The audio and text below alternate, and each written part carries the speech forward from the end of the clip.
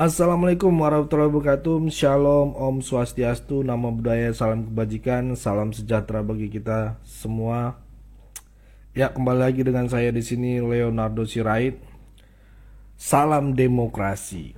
Kali ini kita akan ngebahas isu yang lagi panas banget nih teman-teman di dunia politik Indonesia ya.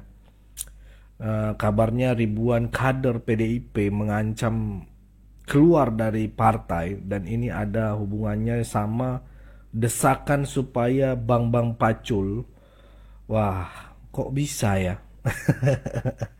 Yuk kita kupas tuntas dengan eh, kita lihat dulu video berikut ini. Apa netizen bertanya, apakah saya masih di PDI Perjuangan atau tidak? Saya masih di PDI Perjuangan.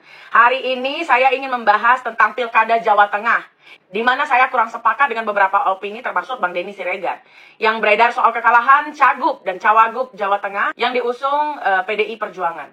Kemudian dikaitkan dengan eksistensi kepemimpinan seorang Bambang Pacul. Menurut saya dalam pertarungan politik yang sepenuhnya menggunakan ide, gagasan, strategi, dan taktik, kalah ataupun menang adalah hal yang wajar. Nggak bisa dong, hanya karena kekalahan hari ini, kemudian melupakan kemenangan-kemenangan yang kemarin, yang direbut oleh Komandan Pacul. Apalagi kalau bicara soal kontribusi terhadap partai PDI Perjuangan. Siapa yang berani adu kontribusi dan militansi dengan Bambang Pacul? Bicara soal kepemimpinan, menurut saya, semua kader PDI Perjuangan, khususnya Jawa Tengah, akan memilih Bambang Pacul. Itu pun jika dihadapkan dengan pilihan. Jangan sampai, karena kontestasi pilkada hari ini akan menambah keretakan di tubuh partai PDI Perjuangan. Memaksa Bambang Pacul mundur sama dengan kehilangan ratusan kader dan ribuan simpatisan di Jawa Tengah. Maupun Korea-Korea dari kalangan Gen Z dan milenial se-Indonesia. Tidak bisa dipungkiri, hari ini yang memiliki citra yang bisa diterima oleh seluruh lapisan masyarakat di Indonesia ini adalah Komandan Bambang Pacul. Komandannya para Korea, komandannya Gen Z yang mulai menyukai politik dari gaya Komandan Pacul. Hati-hatilah, janganlah di tubuh kita sendiri kita saling gontok-gontokan ataupun menyuruh Komandan Pacul apabila Ksatria mundur saja. Gak cocok menurut saya. Ya, Bambang Pacul di ujung tanduk. Jadi gini teman-teman, Bambang Waryono alias Bambang Pacul, Ketua DPD PDIP Jawa Tengah, lagi jadi sorotan. Setelah PDIP gagal memenangkan calon gubernur ataupun cagup ya, dan calon wakil gubernur cawagup ya di Jawa Tengah, beberapa tokoh seperti Hasto Kristanto, Denny Siregar dan lain-lain mendesak Bambang Pacul buat mundur gitu ya, ataupun ya resign gitu ya. Tapi ternyata ini nggak diterima mentah-mentah sama para kader PDIP ya teman-teman, khususnya di Jawa Tengah. Bayangin teman-teman, ribuan kader bilang kalau Bambang Pacul mundur, kami juga bakal ikut keluar dari PDIP. Waduh, ini semakin panas gitu ya teman-teman ya. Kenapa banyak yang bela Bambang Pacul? Ini jadi bahan pertanyaan gitu ya kan. Gak sedikit yang bilang gitu ya, Bambang Pacul ini punya kontribusi besar buat partai.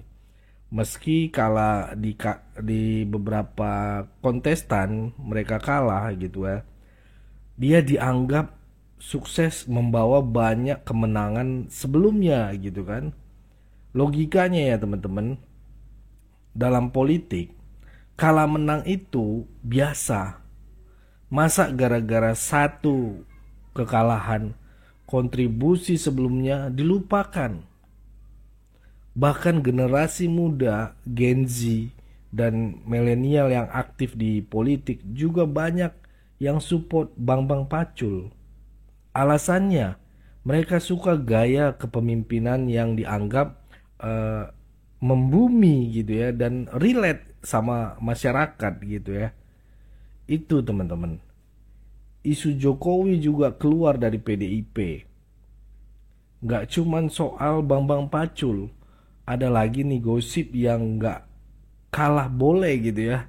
Presiden Jokowi katanya dikeluarkan dari PDIP. Tapi banyak yang nganggap ini sebagai hal positif buat Jokowi. Beberapa pihak bahkan bilang ini semacam anugerah karena sekarang Jokowi bisa lebih bebas berdiri di atas semua partai, nggak nanggung-nanggung. Partai lain kayak Golkar dan Gerindra udah ngasih karpet merah gitu ya. Kalau Jokowi mau bergabung gitu ya, mereka persilahkan, bahkan membuat karpet merah. Wow, gimana menurut kalian? Coba nanti komen ya teman-teman. Ini antara kritik untuk PDIP. PDIP juga lagi kena serangan kritik dari berbagai sisi. Mulai dari tuduhan arogan, kader yang diduga korupsi, sampai performa buruk di beberapa wilayah, termasuk Jawa Tengah. Banyak yang merasa kalau internal partai nggak segera dibersihin, keretanya bisa makin parah gitu ya, kendaraan ini bisa makin parah. Jadi itu ya teman-teman, kita lihat juga Jokowi ini juga pemimpin yang adem. Meski diterpa isu pemecatan, Jokowi tetap cool gitu ya teman-teman. Beliau tetap fokus kerja buat rakyat dan jauh dari drama politik. Dari mulai belusukan ya, belusukannya subuh-subuh sampai tengah malam, Jokowi terus sibuk melayani masyarakat tanpa banyak bicara. Nggak heran lagi kita sebenarnya, banyak yang respect sama beliau. Bahkan di tengah berbagai fitnah, publik tetap mendukung Jokowi. Nah, itu ya teman-teman, dari proses resmi pemecatan Pak Jokowi, gimana sebenarnya pandangan kalian? Nah, dari sisi aturan, proses pemecatan seorang anggota partai itu nggak bisa sembarangan sebenarnya teman-teman. Harus ada mekanisme resmi sesuai ADART partai atau prerogatif ketua umum. Dan ngomong-ngomong soal ketua umum, di PDIP itu ketua umumnya punya kekuasaan seumur hidup gitu ya. Nah, ini yang agak unik teman-teman. Gimana menurut kalian soal aturan ini? Apa artinya untuk masa depan PDIP? Dengan semua drama ini, masa depan PDIP kelihatan bakal penuh dengan tantangan. Kalau ribuan kader beneran mundur, bisa jadi pukulan berat buat partai. Belum lagi citra partai di mata publik yang semakin disorot. Ditambah lagi nih tadi teman-teman, isu pengunduran diri Bambang Pacul. Bambang Pacul menghadapi tekanan untuk mengundurkan diri sebagai pimpinan PDIP di Jawa Tengah. Menyusul kritik dari tokoh-tokoh seperti Hasto dan Denny Siregar atas kegagalan PDIP dalam pemilihan kepala daerah. Apalagi ini pasti ribuan kader PDIP Jawa Tengah mengecam akan mengundurkan diri jika Bambang Pacul dipaksa mundur. Para praktikus berpendapat bahwa kekalahan dari pemilihan umum merupakan bagian dari dinamika politik dan tidak boleh menutupi kontribusi Pacul di masa lalu. Ya. Kontroversi tersebut menyoroti perpecahan internal dalam PDIP dengan kekhawatiran akan semakin dalamnya kereta ya jika Bambang Pacul disingkirkan. Apalagi generasi muda ya, Korea, Gen Z dan milenial dilaporkan akan mendukung gaya kepemimpinan Pacul yang menambah lapisan konflik antar generasi. Ya itulah teman-teman. Ditambah lagi spekulasi tentang Presiden Jokowi yang dipecat dari PDIP. dengan beberapa orang melihat sebagai ini berkah, membebaskannya dari kendala partai. Jokowi telah menerima tawaran dari partai lain seperti Golkar dan Gerindra yang menyatakan siap menyambut dengan karpet merah. Kita bisa bahas juga gitu. Terus habis itu banyak tawaran dari partai-partai lain. Banyak sekali. Golkar menyatakan Pak Jokowi siap kalau mau jadi anggota kehormatan. PAN juga 1000%. Silakan. Gerindra juga menyatakan kalau Pak Jokowi bersedia. Karpet merah. Karpet merah semua gitu. Terus kemudian kulminasinya ya dinner itu gitu. Ya. Dinner Jumat kemarin ya, Jumat malam ya. Ya, jadi kalau pemecatan itu menurut saya ya. Nah, ini bacaannya gimana? Jadi waktu kemarin juga Pak Jokowi kalau bicara mengenai partai politik, beliau sih untuk mungkin sampai kemarin juga masih belum mau berpartai ya.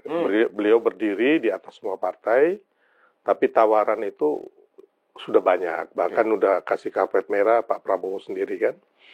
Nah, kalau pemecatan itu saya yakin Pak Jokowi itu anugerah buat beliau. Suatu kebahagiaan, beliau udah terbebas dari partai yang menurut masyarakat nih ya, kalau kita lihat partai Banteng Merah ini kan sangat arogan, ya kan, suka memfitnah, terus banyak kadernya juga yang korupsi, ya kan, suka marah-marah, dan banyak juga kadernya yang jadi bupati, dewan juga nggak bisa kerja gitu loh. Kita lihat kayak di Jawa Tengah kan, 10 tahun kadernya, bagaimana Mas sebagai orang Jawa Tengah, saya pikir lebih mengetahui lah. Dan itu juga, saya juga sering ke Jawa Tengah, bagaimana kondisi segala macam infrastruktur, perekonomian, ya kan, terus sosial budayanya lah, menurut saya. Pendapatan terbelakang pendapatan upah ya. Itu kan juga paling termasuk yang rendah ya. UMP provinsi salah satu terendah di Indonesia ya. Jadi saya bilang tadi bagi Pak Jokowi itu adalah suatu kebahagiaan pemecatan itu, suatu anugerah. Bagi Partai Banteng, Partai Merah, ini bisa jadi besok akan sangat menyakitkan nih Mas. Ini di ambang-ambang kehancuran juga ini, ya kan? Kita lihat gini, mereka kan terlalu meng-underestimate, terus kita lihat mboknya Partai Merah kan ngomong Pak Jokowi tanpa siapa-siapa, tanpa Partai Merah, ya kan? Bukan siapa-siapa. Kasian deh, gitu kan? Deh. Dan mereka juga waktu kemarin Mas, waktu mendukung Ganjar, mereka itu kita akan menangkan Ganjar dalam satu putaran. Makanya saya bilang tadi, ya kan, kekalahan ini nggak bisa, susah sembuhnya Mas. Makanya sakit hati mulu kan, ngomel-ngomel mulu, fitnah mulu, ya kan. Nah, jadi Pak Jokowi saya pikir beliau udah terbebas dari sebutan petugas partai Mas. Ya kan, ini kan kalau bagi mereka yang memang di dalam ya, mereka kan menghamba kepada yang pemilik partai, tuannya. Kalau nggak dipecat. Kayak yang ingat nggak, yang anaknya Rahmawati tiba-tiba. Oh iya betul.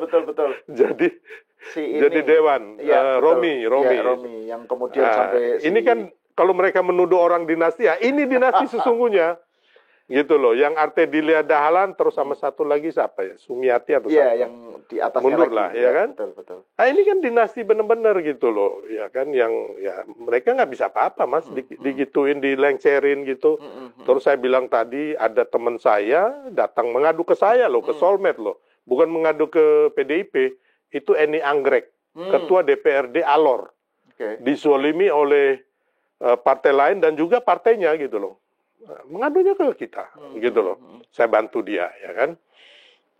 Jadi benar-benar ini Pak Jokowi, ya kalau dia bilang beliau ini nikmat apa lagi yang kau dustakan. Karena satu, ya kan, dengan dia terbebas, ya kan, dia menjadi bapak di antara semua partai. Ya saya berharap beliau tetap menjadi seorang negarawan, ya kan. Anaknya sekarang jadi wapres. Terus mantunya gubernur Sumatera Utara. sahabat baiknya, ya kan, soulmate-nya beliau, Pak Prabowo jadi presiden. Terus yang dia bantu banyak, yang dia endorse sama beliau, jadi gubernur, bupati, bahkan ada yang jadi menteri. Saya rasa awalnya Pak Jokowi itu nggak mau endorse, ngomong ke saya ya. Tapi Pak Prabowo tuh minta pertimbangannya kasih. Jadi saya bilang, Pak Jokowi dalam hal ini beliau happy, nggak pernah marah-marah, selalu adem, nggak pernah membalas, nggak pernah memfitnah orang, terus ya beliau hobi makan kemana apa. Aku malah ini katanya Mas Silver nanti kemana-mana ikut sama saya ya, ngurusin rakyat, lingkungan hidup, masalah keadilan hukum, ya kan. Jadi saya lihat beliau menikmati. Kalau yang ini kan nggak menikmati tiap hari, Mas. Orang kalau ngomel-ngomel bagaimana dia nikmatin hidup ya? Maksudnya gini, boleh, saya pun, ya kita kan wajar, sekali-sekali ngomel, sekali-sekali marah, ya kan, manusia lah, lumrah. Betul. Tapi kalau tiap hari, ya kan, ini apa gitu loh, lu ngapain sih gitu loh, hidup lu apa gitu loh, tiap hari lu ngomel aja, tiap hari marah, malah, ya kan? Jadinya toksik malah. Nah, kalau kita lihat Pak Jokowi kan adem, ya kan? Dan kita harus ketahui juga, apapun mereka memfitnah Pak Jokowi, masyarakat nggak akan percaya. Karena apa? Pak Jokowi ini, Mas, saya itu ketemu dengan beliau kadang-kadang jam 7 pagi itu beliau udah mulai pertemuan dengan siapapun, saya ingat itu. Kalau mama di luar kota itu jam 7 pagi, kita udah disiap-siap.